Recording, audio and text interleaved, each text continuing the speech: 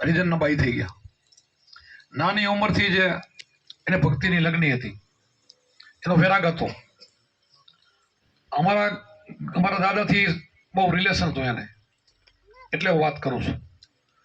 તો એ ઉંમર લાયક થઈ તો ભક્તિમાં એમાં રસ હતો, એને લગ્ન કરવાના હતા, ભજન કરવું હતું. એને ઘરે એને વાત પણ કરેલી કે મારે સંસારમાં પડવું નથી, મારે ભક્તિ કરવી છે. પણ છતાંય એના માવિતરે વિચાર કર્યો કે આપણે જાતા રહે તો પછી દીકરીનું શું. તેણે જોરે એ સંબંધ કરવાનું નક્કી કર્યું.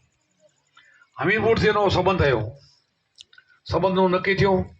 એ દીકરી અમારા દાદા પાસે આવે છે, મારી ચોથી પેઢી રામસંગજી બાપુને, કે બાપુ મારે લગ્ન નથી કરવાના અને મારે ભજન કરવું છે. મારા બાપુએ હું ગોઠવી દીધું, તમે સમજાવો, અને નહીંતર હું પાપમાં પડીશ. પાપમાં એમ પડીશ કે મારા ભાગમાં ભક્તિ છે, કદાચ સંબંધ કરી નાખશે ને તો એ સામેવાળાનો છોકરો મરી જશે, ગુજરી જશે ને મને દોષ લાગશે. મારા ભાગમાં જ નથી, એમ મારે એમાં પડવાનું નથી. તો બાપુ ત્યાં સમજાવવા જાય છે, અને બાપુને લઈને એ સમયે માની ગયા ને સંબંધ ન કર્યો.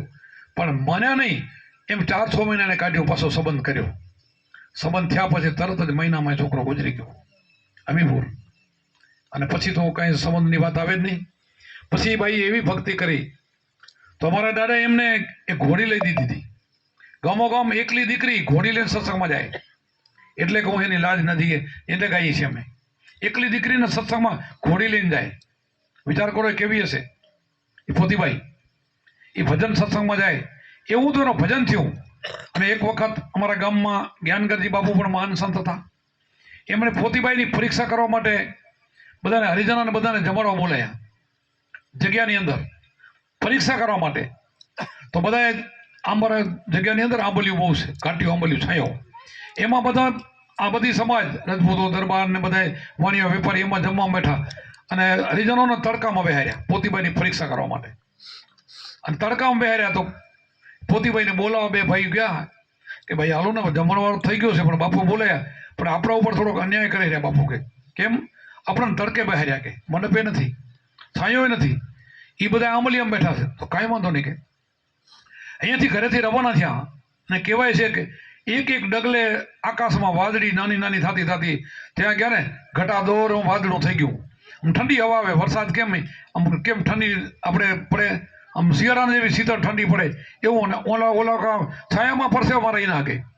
અને એ સમયે જ્ઞાનગરજી બાપુએ પગ પકડ્યા કે માફ કરજે દીકરી, હું તો તારી પરીક્ષા કરતો હતો, પણ આટલી તારી ભક્તિની મને ખબર નથી.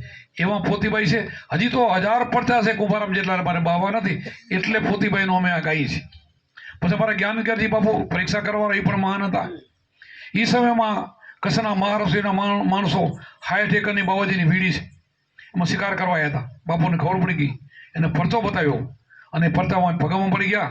અને એની જેલ બનાવી દીધી કે અહીંયા કોઈ ગુનો કરો તો તમારે જેલમાં પૂરો. અમે ભુજવાળા કાંઈ ન કરી શકીએ, જેલ બનાવી દીધી અહીંયા આખું એવું.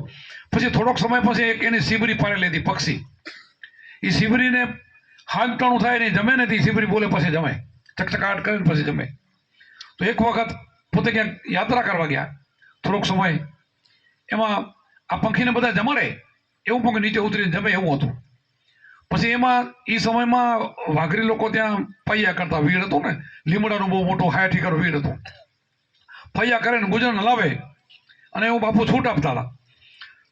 એમાં કોઈક છોકરો ભૂલથી પક્ષીને મારી નાખ્યો, અને એના ભક્ષ હોય, ભક્ષ કરી ગયું. પછી બાપુ આવ્યા તો બાપુને હાંજ પડ્યું ને, સબરી બોલે નહીં. સિબરી બોલે તો જ બાપુ જમે, કે મારી સિબરી બોલતી નથી, આ ગઈ ક્યાં? બધા બોલાવી, પોતે રાડ પાડી, બોલે નહીં. પછી તરત પોતે કીધું કે આમાંથી મારો કોઈ ચોર હોય, મારી આ પક્ષી મારું પાછું આપે, પણ મારે પક્ષી જોઈએ. એટલે વીડમાં જેટલા 20-25 ઘર કામ કરતા ને બધાને બોલાવ્યા, બધાને ભેગા કર્યા બાપુએ, કે આમાં કોઈ પણ મારો ચોર બોલી જાય અને પછી કહેતા નહીં, પછી તકલીફમાં મુકાશો, પણ તોય બોલે નહીં, એક પણ બોલે નહીં. પછી એ થયા રવાના થયા. જે ભાઈ એ પક્ષીને ખાઈ ગયો હતો ને એને પેટ ઉપડી, આગળ ગયા ને ઉપાડી લઈને મજાયા. બાપુ કે આ તમારો ચોર, કે તો હું ત્યારે કહેતો હતો ત્યારે તને બોલવામાં વાંધો શું હતો? તો બોલ્યો નહીં બાપુ, કે તો કે અહીંયા હુવારો, કે સીધો હુવારી પેટમાંથી હાથ ફેર્યો, મોઢું ખોલ, કે મોઢું ખોલ્યું ને જીવતો પક્ષી બહાર કાઢ્યું પેટમાંથી. 2 દીનું ખાધેલું. વિચાર કરો આ જ્ઞાનગરજી બાપુ. હું એટલે એની ધૂન બનાવીને ગાઉં છું. એમને એમ નથી બનાવ્યા. જ્ઞાન પછી કુંભારામ બાપુને તો તમે ઇતિહાસ જાણો છો કે હજારો લાખોને એને સુધાર્યા. કેવી પરિસ્થિતિમાં આવા સંતો અમારા ભૂટકિયાની અંદર ઘણા પાકી ગયા છે ખૂબ એમ. અને અમારા કાકા ગુરુ, એના કુંભારામના કાકા ગુરુ થાય ને, એ પણ કોળી સમાજના હતા. એની હજી પણ મૂર્તિ છે. કેટલા વર્ષો થયા મૂર્તિને હજી કલર નથી કર્યો. તમારે મૂર્તિ જોઈ આજ પણ જોજો ભૂટકિયા. ખીમારામ કોળી ભગત છે. એ પ્રેમ ગુરુના ગુરુભાઈ હતા. એ પણ જીવતા સમાધિ, જ્યારે એને સમાધિ દેવાની હતી ને, તે એક મારા હાથમાંથી બેરખો મુકાઈ જાય ને ત્યારે મારી સમાધિ દેજો બેઠા બેઠા. એવી જીવતા સમાધિ એને ખીમારામ થઈ ગયા. આવી અમારી પાવન ભૂમિ છે ભૂટકિયાની. એટલે અમે આ પદો જાણીને બનાવીને આપણે એને ગાઈએ છીએ. બોલો સતગુરુદેવ કી જય. બધાના આશીર્વાદ, ખૂબ સુખી રહો, બધાએ ભાવથી ભજન કરો.